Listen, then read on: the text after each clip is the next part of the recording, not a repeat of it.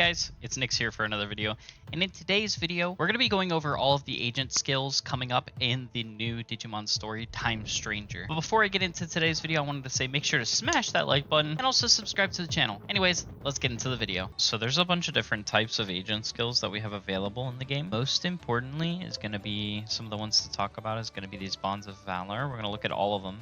So there's bonds of loyalty, bonds of valor, bonds of philanthropy, bonds of amicability, and bonds of wisdom. Now we do know that for these points that you get here for the agent rank, the anomaly points, these you earn from completing missions, like main story missions, and also side quests. So that's how we're going to be able to unlock these bond charts. I have seen some speculation as to whether we'll be able to actually finish the charts or on our first playthrough, or if we'll have to go through multiple times to be able to complete it. I believe that we're probably going to have to go through multiple playthroughs of the game to be able to fully complete this, or maybe they'll have some ways that we could like farm up anomaly points in other ways. But there's no information yet about that, so we'll have to just wait and see. But we can take a look at what every single ability does and talk about it, and what my theories are of like how it'll affect your gameplay. So let's go ahead and get into the video. So the first one we're going to start with is Bonds of Loyalty. Looking at Bonds of Loyalty, this boosts the EXP gained in battle by all in training battle and reserve Digimon by 3% for each agent rank. Wow. So for instance, right now we're rank 3, so it'll be 3 times 3%, so it'll be 9% like extra EXP that they gain. This one boosts Rookie by 3%. This one boosts Champion and Armor Battle Digimon by 3%. This one boosts Ultimate. All Ultimate and Hybrid Digimon boosts HP, SP by 50 for each agent rank. So stats by 10 for each agent rank. Okay, what about these? What's the ones that we already have unlocked? So this one boosts XP gained in battle by all battle and reserve Digimon by 1% for each agent rank. Those are like passives, and then this is cross art damage. This cross art revives all allies from KO and slightly recovers HP. Strategic CP, start battle with CP gauge charged by 10 for each agent rank. Boost the effect of buff, debuff type cross arts by 1%. More cross art stuff. Bond of recovery. Boost the effects of recovery type cross arts. Cross art buffs. So just a bunch of cross art buffs on the right side. And then on the left side, it's a bunch of EXP stuff that'll be useful, and also SP and HP buffs. It'll help to like keep them alive. But I think these are probably going to be super useful early on, because it's going to help with the EXP grind. So I would probably go into all of these, to be honest, like buff it up in the beginning. All right, moving on. Let's go to Bonds of Valor. Let's take a look at these. So for Bonds of Valor, we have boost the SP of Brave, Zealous, Daring, and Reckless types. So this is personality-wise. Any of the Valor tree. Boost the XP gained in battle by Brave, Zealous, Daring, Reckless Battle, and Reserve Digimon by 2% for each agent rank. Interesting. So speed. Boosts the appearance rate of rare personality skills for Brave, Zealous, Daring, and Reckless Digimon when changing personalities. When digivolving Brave, Zealous, Daring, and Reckless Digimon reduces required stat values by 20% if current personality and Digivolution targets base personality match. That's kind of crazy. This one's another EXP boost. So far we can get 2, 4, 6 times. I mean, this is going to be 2% for each agent rank, right? So assuming you can get a max of 10, that would be 20%, 40% buff. So there's another one over here as well. Hold on, another one. So it's 20, 40, 60, 80% buff. A lot of it's just stat buffs as well. Let me check each personality trait and see if that's like the main thing. See, this one have it too. Yep. 1, 2, 3, 4. Oh wow. Okay, so it seems like it's the same thing for each one. Ability, let's see if it's the same thing. Yeah, EXP, 1, 2, 3, 4. Hold on, is that the same? Yeah, 1, 2, 3, and 4. Every single one has 4. That's interesting that this drops items. Increases the item drop chance. 4. Astute Digimon attacks ignore 3% of the target's SPI for each agent rank. These look a little different. I think boosts Yen dropped by enemies defeated by Sly Digimon. So you can even farm Yen. Item drop. They ignore. Let's see this with the others.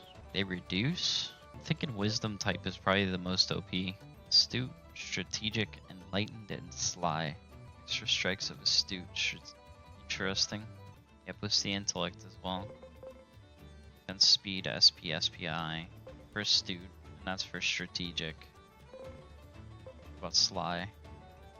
Sly gets defense and speed. think this Sly one up here is pretty helpful though. Boosts yen dropped by enemies defeated by Sly Digimon by 20%. Sly fundraising. Let's see if any of these others have anything useful like that. Items used during the turn of a compassionate Digimon has a 30% chance of not being consumed. While in reserve, opportunistic Digimon recover 15% of their HP, 10% of their SP every round, every 3 rounds. Nothing crazy with these. Doubles the effect of buff items used during the turn of a sociable did. Yeah, nothing crazy there. Let's check out philanthropy. Use HP augmenting equipment effects. Use the recovery of overprotective Digimon. Use the effect of HP recovery items used. Use SP augmenting. Okay, let's check valor. Valor will be anything with Zealous Digimon recover HP by 3% when guarding. Attack augmenting equipment effects on reckless Digimon. This is physical damage taken by daring. Brave Digimon attacks ignore 3% of the target's defense for each agent rank. Okay, that's actually pretty good. Brave Digimon attacks ignore 3% of the target's defense for each agent rank. Okay, so that's useful. That's actually the only thing that's useful about it though. Yeah, we already checked this one out. Okay, so I'd say the 2 useful ones is Valor and Wisdom. Wisdom being the most useful though. So I'd say to focus on Digimon that have a Wisdom typing. You're going to want to focus on Sly, looks like, and on Enlighten. So Enlighten will increase item drop rate, and Sly will increase Zen, or Yen earned, I mean. Yeah, it'll boost Yen earned from enemy Digimon. Both those are going to be very useful, because that means you can buy more items, and you get more items to sell. So it could also help with farming if you're looking for a rare item. Having that increased drop chance could help out. I think this is most useful out of all the skills. I also like that they ignore 3% of the target's SPI, each agent rank. So it's kind of the same as Valor, but just with SPI instead of defense. Definitely say Valor is good for this ignore defense though. 3% for each target rank. So that means when you're level 10, it'll be 30%. But even if we get to like level 5, which would be ultimates, it's gonna be 15% defense you're ignoring. That adds up quick. And this is how we'll boost the EXP gain as well. So with these nodes. Yeah, I'd focus on wisdom types. And you know who's a wisdom type, ironically, that I'm immediately thinking of is gonna be Impmon. Doesn't even show here. Yeah. Oh, it tells you right here. It'll have a little logo. Okay. That's useless. Tolerant, but the main one's friendly. Friendly is considered that one. Amicability, enlightened is wisdom. So look at this. Patamon and Immon are both usually their correct typing. So that means just from those 2 alone, oh, you'll be set. You'll be set.